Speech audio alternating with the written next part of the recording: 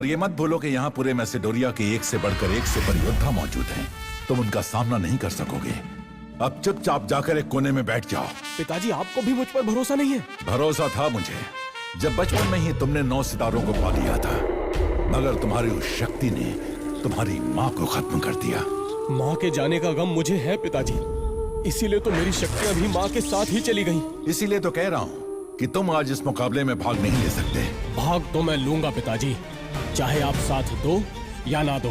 ध्रुव का इतना बोलना हुआ ही था कि तभी वहाँ लारा आ जाती है। अरे तुम अभी तक यही हो ध्रुव, गए नहीं? लगता है तुम ऐसे नहीं मानोगे और अपनी बेइज्जती करवा कर ही जाओगे। तुम्हें अपनी इज्जत की जरा सी भी परवाह नहीं है?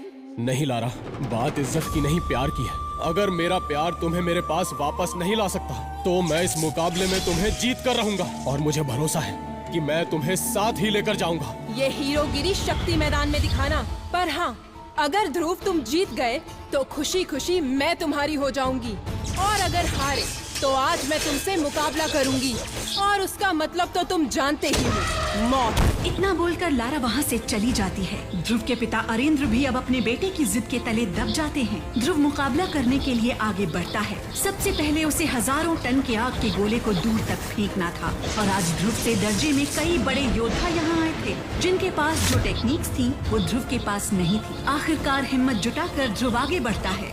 माँ, बस मुझे आशीर्वाद देना कि आज मैं लारा को साथ ही लेकर जाऊं। इतना बोलकर ध्रुव जैसे ही उस भारी गोले को उठाता है, वो हैरान रह जाता है। अरे, आज ये गोला इतना हल्का कैसे लग रहा है? वहाँ बैठा हर शख्स और साथ ही लारा भी दिल थाम कर बैठ जाती है, क्योंकि इससे पहले कभी ध्रुव वो गोला उठा भी नहीं सकता था, और तभी वो होता है जिसकी कल्पना तक वहाँ बैठे किसी इंसान ने नहीं की थी। ध्रुव ने वो गोला इस रफ्तार से फेंका कि वो बस हवा में उड़ता ही गया और राज्य की सीमा लांघकर दूसरे राज्य में जा गिरा।